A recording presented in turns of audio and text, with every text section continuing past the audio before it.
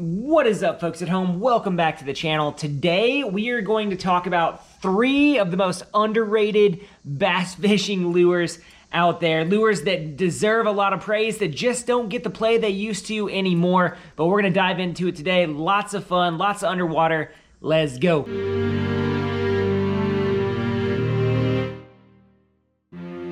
It'll be all right.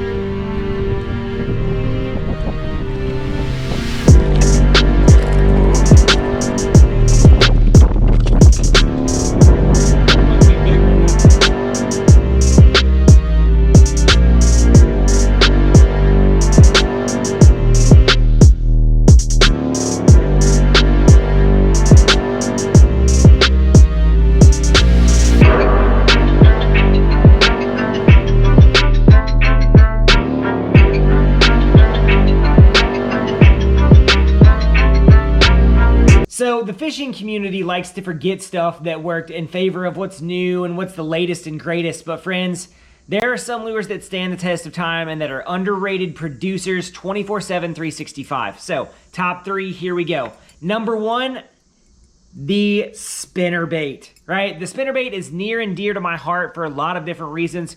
But number 1 is you can fish it 24/7, 365 and catch fish. In the coldest water, you can catch them on a spinnerbait. In the hottest water, you can catch them on a spinnerbait.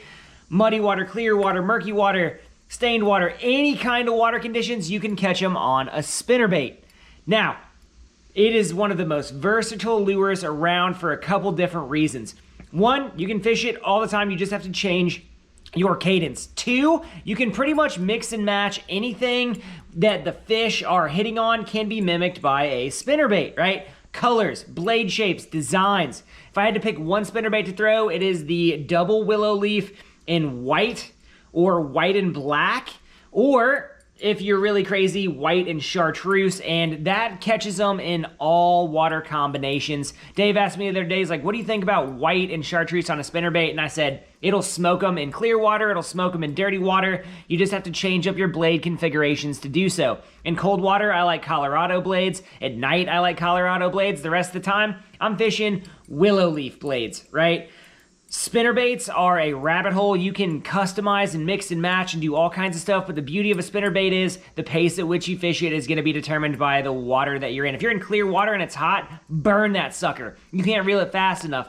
If you're in cold, muddy water, slow that thing down and bump it along the bottom. Put a big hubcap Colorado blade on there in the cold, slow wind that thing. You can catch some massive, massive, massive stringers of bass doing that. So, bait number 1, spinnerbait. All right, folks, bait number 2 is the humble yet mighty mid-depth crankbait. So what are we talking about a mid-depth crankbait? We're talking about Bandit 100s. We're talking about baits that are designed to run in that 6 to 8 foot range. Those baits used to be all the rage, right? And crankbaits about this size started to die out when you had the advent of the square bill, when you had the advent of the deep crank. Mid-depth cranking or high sticking a crankbait is one of those techniques where you can absolutely blast fish, yet I see nobody fishing hard baits anymore. I see guys throwing jigs all the time, I see guys scoping all the time, I see guys throwing jerk baits all the time. The crankbait bite can be deadly, right? And mid-depth cranking is a fine art, right? If you know you're fishing 11, 12 feet of water and the weeds are coming up to 6 and you run a mid-depth crankbait through there like a DT6, DT8, Bandit 100, literally, you're gonna smack fish, right? So the mid-depth crank that can be walked over top of that the vegetation there that is able to really get down, get into that mess, pop back out, get into that mess, pop back out, is going to shine. The East Tennessee guys have always had the crankbait in their hand. They keep it locked in their hand. But fishing up here in the Midwest, I don't see hardly anyone throwing crankbaits anymore.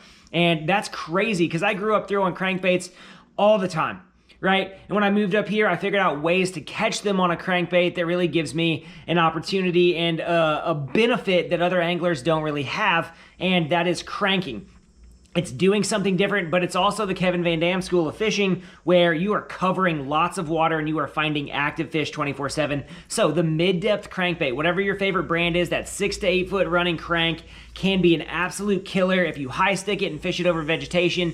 You fish it on bluff walls and in different places where you're really looking for that. But really, mid-depth cranking is something that the bass fishing community has forgotten a lot about, and that is troubling to me because I love doing it and I catch a lot of fish doing it. It's just something, it's one of those art forms that's kind of dying, and that's what makes it underappreciated. The last bait that's kind of underappreciated, and it's one that I fish a ton of on this channel and a ton of in my own personal fishing, is the weightless fluke. And the weightless fluke is one of those baits that can get you bites in 40-degree water, and it can get you bites in 100-degree water. It is a pure reaction bite. The ways that you can customize this bait are almost endless. You can absolutely positively smack fish left and right with a weightless fluke. It's one of the first baits that I pick up after ice out, and it's one of the last baits that I put down going into ice season. Think of it as a jerkbait that can be fished over top of through cover, right? Where a jerkbait has treble hooks on it, this can be Texas rigged, it can be nose hooked, and you can absolutely positively trigger fish that otherwise would not bite anything else with that fluke. And I've done a lot of videos diving into the fluke, but it's one of those baits that used to get a lot of acclaim and doesn't get that acclaim as much now because a lot of guys have been, you know, tickle winding it or scoping with it or doing different things. But a true weightless or Texas rigged fluke is a dynamic lure that you can absolutely pound fish on. And it's one of those things where you can really get fish to bite that otherwise would not bite anything else. Fishing pressured lakes in the north like I do, the fluke has been vital to my success, but I've caught hundreds of fish with this all over the country in different places, you know, calling it a rubber band and throwing it on the flats in Florida, catching speckled trout and redfish, calling it, you know, that banded fluke up in Massachusetts and Maine, and really just smacking fish in those old tannic water fisheries that a lot of guys fish jigs on. Throw the fluke in there, you're gonna smack them. So the fluke is an underappreciated bait. These are 3 baits in the spinnerbait, the mid-depth crank, and the fluke that you should work into your rotation in the fall. They're gonna get bit, right? They're simply going to get bit, and you can absolutely positively smack some fish doing those techniques. Guys, if you like what's going on the channel right now, give us a like, subscribe. Let us know in the comment section what you want to see from us in the future. Thanks for hanging out with us today, guys. We'll see you next time.